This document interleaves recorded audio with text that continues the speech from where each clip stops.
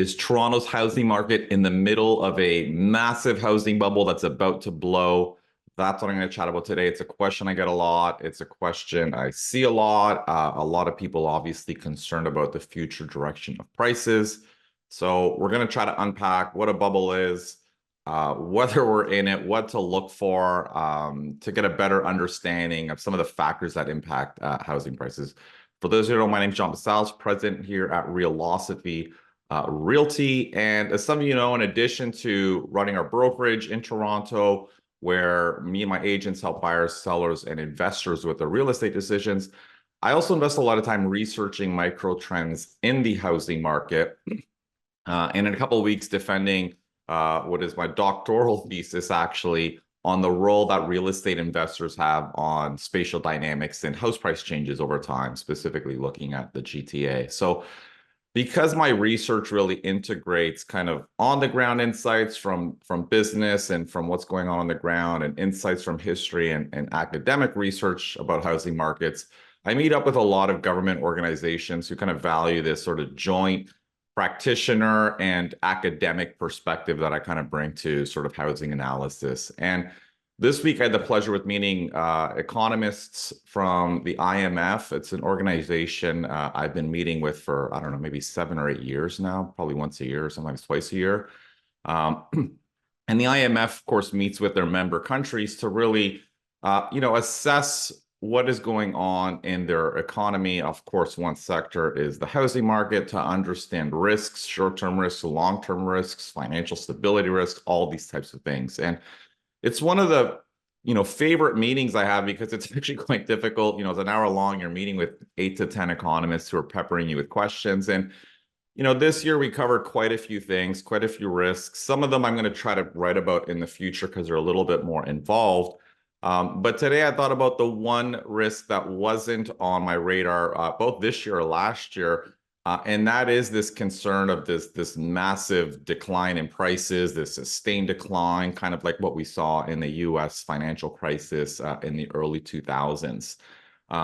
So before I unpack why I'm not as concerned about sort of this bubble exploding, I think it's helpful to kind of understand what a bubble is. But before I even do that, actually, maybe I'm going to hit pause and say that, I'm for those of you who follow me, I'm not really shy about using the word bubble. I've referred to Toronto's housing market as a housing bubble, actually, twice in the past. Once in 2017, when home prices were skyrocketing. And I wrote a report that actually looked at this, that looked at the fact that it was really driven by what I'll call speculative buying, mainly in the suburban housing market. You can find that report on our Moose Barley page /reports. It's like the first report I wrote. At the time, every academic, everyone's like, oh, it's just a supply problem. We need to build more homes. And I looked at the data and it really wasn't. So, of course, prices crashed shortly after I report that report. And then I referred to the housing market as a bubble in 2022. Similar dynamics, exuberance, those types of things. And the market ended up crashing about a year after that. So I'm not shy about using the word bubble. But before we kind of unpack whether we're in one now, why I don't think we're in one, I think let's kind of get a better understanding of what a bubble is, because I think a lot of people just think prices are high, therefore in a bubble, and that's not really the case. So we're going to lean on a quote from, probably the authority on housing bubbles, an economist named Robert Shiller. And I'll kind of read out how he describes a bubble. And he basically says, and I quote, "Bubbles are a situation in which news of price increases spurs investor enthusiasm, which spreads by psychological contagion from person to person, in the process amplifying stories that might justify the price increase and bringing in a larger and larger class of investors who, despite doubts about the level of the real value of the investment, are drawn to it partly through envy of others' success and partly through a gambler's excitement." Okay, so if we unpack this definition, and along with a couple of others, there's really kind of two main conditions of a housing bubble. And the first is that home prices can't be explained by fundamentals, right? they're kind of irrational. We can't make sense of them. The other condition is that they were driven by, this irrational exuberance, which is kind of what Robert Shiller is talking about. Not this, analysis or anything. It's just the hope that home prices will be higher, this greed, this speculative buying, this fear of missing out. These are, what we refer to as behavioral factors that drive home prices. Um, and I'd say the last kind of condition-ish that it is really that prices are rising rapidly, of course. I mean, it's kind of implied, but people overlook that. But, if prices aren't rising rapidly, it's hard to say you're in a bubble. Part of obviously the bubble dynamic is a rapid increase in prices. So when most academics research sort of try to test if there's a bubble, they usually start with the first question, which is, are prices high relative to fundamentals? Academics do this, based on data from a year or 2 years ago. They kind of look back in time and, how do they measure whether home prices make sense relative to fundamentals? There's generally three approaches. One is to look at home prices compared to the change in construction costs in markets that do not have a lot of population growth, where prices are not rising rapidly. In theory, home prices should not increase very much. They should increase at the rate of construction costs. There aren't a lot of markets like this. I mean, maybe slow growth markets where, maybe even markets where population's declining. Like there shouldn't be too much pressure on home prices. So that's methodology is not used too much. The other approach is looking at home prices relative to rents, and more accurately, what's called like a user cost model, where economists look at the cost of carrying a home relative to the cost of renting. And if those come out of whack, we look like we have some problems. And then the last is comparing home prices against local economic fundamentals. Most of us think about and lean on, well, how do home prices compare to incomes? But income is just one component that economists are looking at. They're looking at the number of housing completions, they're looking at income growth, they're looking at population growth, they're looking at all of these other things that, in some cases may explain a growth in home prices that cannot be explained by incomes, but it can be explained by these other fundamental factors. Now, the challenge, of course, is, testing whether home prices make sense relative to fundamentals is not a perfect science. And it's a challenge. Most economists, did not call the US housing bubble when they were researching that data at the time a housing bubble. Most academic papers thought it was rational. I think Shiller's was one that I did identify some regions in the US with some kind of bubble-like symptoms. So because it's hard, I think one of the things that I typically do when I'm looking at the market is really not starting with that methodology. It's really just starting from the ground up and like trying to see if there is irrational exuberance in the housing market. Again, because I'm kind of a practitioner on the ground, we can kind of see, and I should backtrack and say, like, Schiller tries to measure these irrational symptoms by giving out surveys. They send out surveys to understand the motivation and behaviors of buyers and sellers at certain periods of time. Of course, it's very backward looking. But many of the questions, many of the things that they look for, we can see and hear on the ground when we are in this business, and the language people use, the expectations people use of house price growth. So, when I start to see dynamics that to me seem like these irrational, exuberant trends, this expectation that home price will keep going up 10 to 15% every year, then the next question I ask is, well, is the price growth can be explained by fundamentals? So not so much the level that we're at, because that's a bit of a complicated question, but, home prices appreciating $50,000 per month, which is what was happening in some regions during these bubble periods. I mean, is there a rational reason for that? And if there isn't, then I start to get more concerned that we're in a bubble. And this is exactly what happened in 2017 and 2022.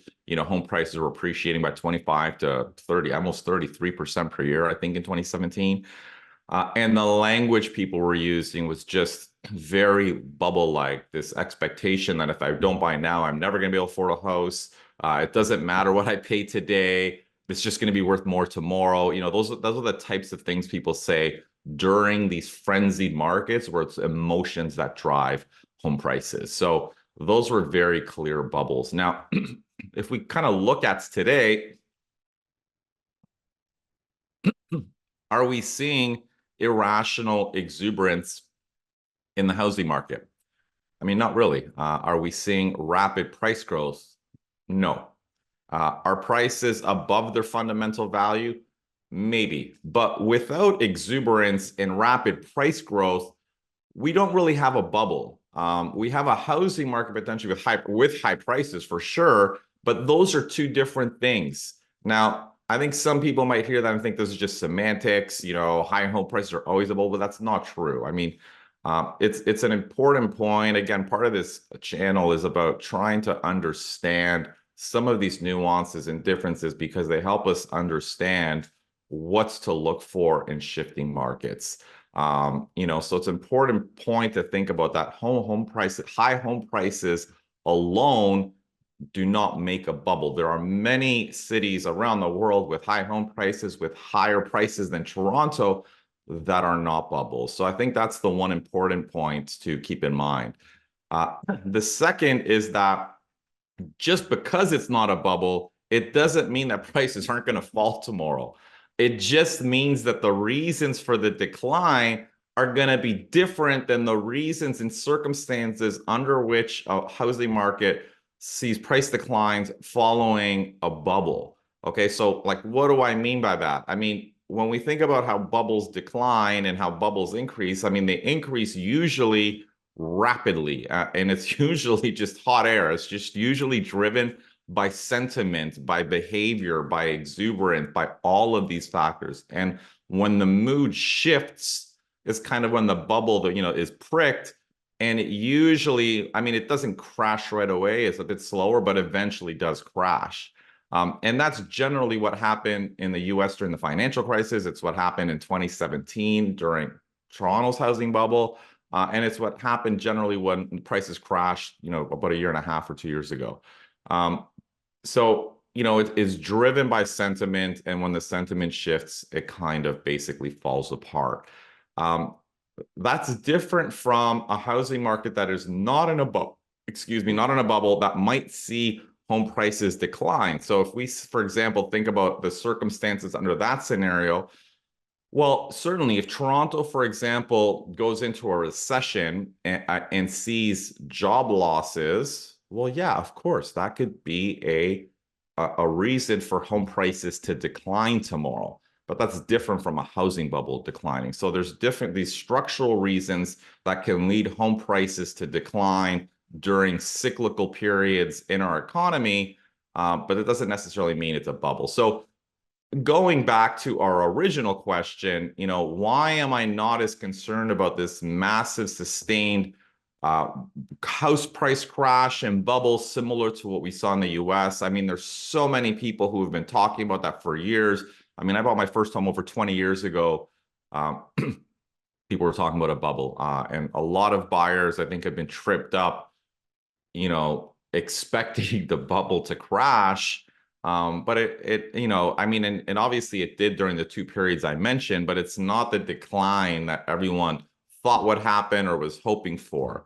We basically kind of took off the froth out of the market, but it wasn't a massive, massive sustained decline. So, what are some of the difference between kind of Toronto, and I think this is the best way to look at it, and sort of the US market during their housing bubble, and in particular, some of the more vulnerable states or regions. Now, one common thread between us and those markets actually is that investors played a very dominant role. And that is typically one of the symptoms of a housing bubble, is strong demand from investors. But I'd say that it can be a misleading indicator in some cases, because even though investors are quite active in the GTA's market, there are a couple of very big differences. First is in the US at the time, a lot of the debt that was used to buy houses, I mean, was not great. I mean, they were lending to people who probably should not have borrowed, people who do not have a lot of capital, high debt relative to people's down payments, sometimes no down payments or minimal down payments, no income. And this is fueling a lot of the exuberance. So credit was far more easily available to people who shouldn't have had access to it. Now, in Canada, that's generally not the case. I mean, credit is tighter.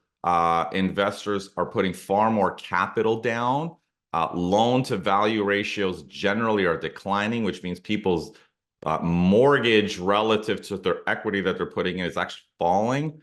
And you know, that's a positive thing in terms of financial stability and the stability of the market. I mean, when your housing prices and investor demand is fueled off of easy money, cheap money that is just propping up the market, people who shouldn't be able to qualify for those. I mean, your market is far more vulnerable, and that's what we saw in the US. The other big difference is that you know, most investors in the US during their financial crisis, you know, were driven by this kind of get rich quick, irrational exuberance. And while Toronto did see some of that sentiment in 2017 and 2021, 2022, which is why I called it a bubble, we definitely saw this get rich quick, buy real estate, it always goes up sentiment. Um, that was a sentiment, at least in Toronto during those periods, but it is not the overarching sentiment. Most investors who are buying, like I said, are putting down a decent amount of capital buying for the long term. So it kind of makes the market a little bit more stable, I'd say, when we're looking at the role that investors play.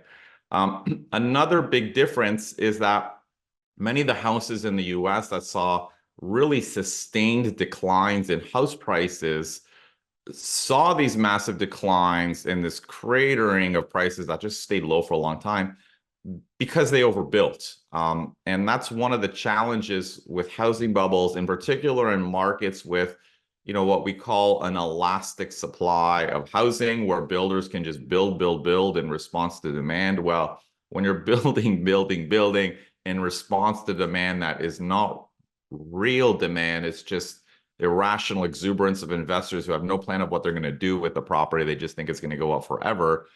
Well, what ends up happening in those elastic markets is you just end up overbuilding because the builders see the demand. They don't really care who's buying or how it's being used or what the purpose is. They're just going to build homes.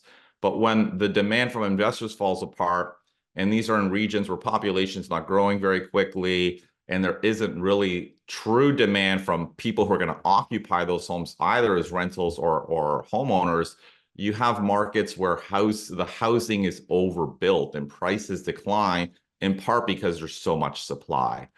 And that is a massive difference between the GTA in particular and many of those US markets where prices just plummeted because we have a massive housing shortage and there's this massive imbalance between supply and demand, which effectively kind of puts a floor on price declines to some extent. I mean, even in cyclical declines, recessionary declines, all of those things, the fact that you have a housing shortage will put some sort of floor on price declines. But I'm not saying prices can't decline. We saw prices decline 20%, you know, once the exuberance kind of cratered during those bubble periods. But again, like it's not as big as some of the other US regions that saw massive decline. So I'd say that's another big factor. Now, the last one to chat about is just, of course, this concern of high debt in Canada. And I see a lot of people talk about that and as being one of the reasons why we are definitely, in some people's minds, going to see this massive bubble collapse because, you know, debt to income ratios in Canada are just as high, if not probably higher than they were in the US during their housing bubble, and therefore house prices will crash. Again, I think it's very difficult to kind of make these just simple comparisons because that's just one of many variables. There are a lot of regions with even higher debt to income ratios.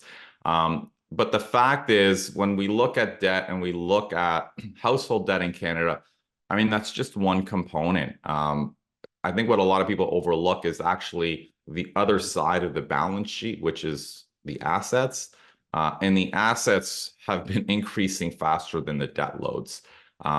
Which means our financials are looking a little bit better. Now, certainly one can say in a housing market where prices fall, the debt stays static, but the prices and the assets can decline. Certainly, but the momentum we're going in is not where our debt is outpacing the value of our assets. It's kind of the other way around. House values have been increasing rapidly. People have more equity in them.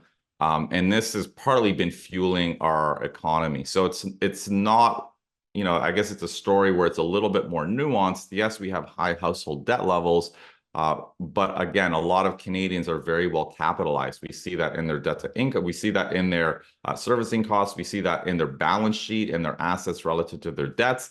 And we see that, like I said, in loan to value ratios.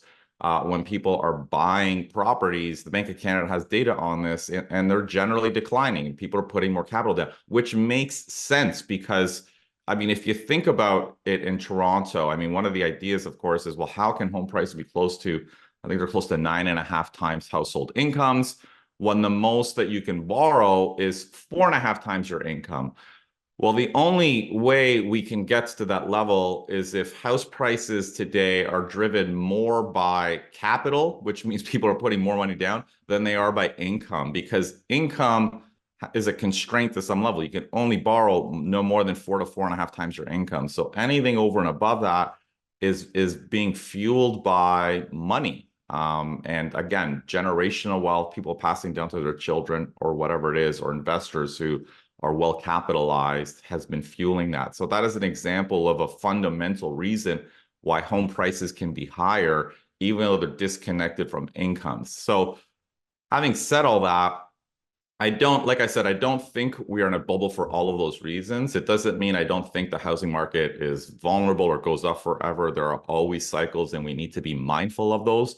But we're looking for different clues in the housing market when we're going through a cyclical decline versus a bubble decline. And I think that's why it's important to make this distinction if we're trying to understand the dynamics. The last thing I'll say is, just because we might not be in a bubble, it doesn't mean everything's great. And like I said at the top of this segment, I did discuss with sort of the IMS some of the concerns I have that are structural, that are longer term, that are leading to these unaffordable housing markets in Canada. And I think it is a massive problem. Of course, finance, capital, all of these things, investors, all of these things play a role. And it's something I'm certainly going to try to talk about a little bit more in the next, I don't know, a couple months or so. I'll probably, maybe try to write a report about some of these ideas and try to flush them out a little bit more clearly, because I think there are factors that are not discussed in the mainstream media, not really discussed by most economists. And I think it's important to understand the different factors that are contributing to what are effectively very unaffordable house prices in the GTA generally, but more broadly in Ontario and in Canada. So I hope you all found that helpful. If you have any questions, please post them in the comments below. Or always, as always, you can shoot me an email at askjohn@movesmartly.com. Thanks.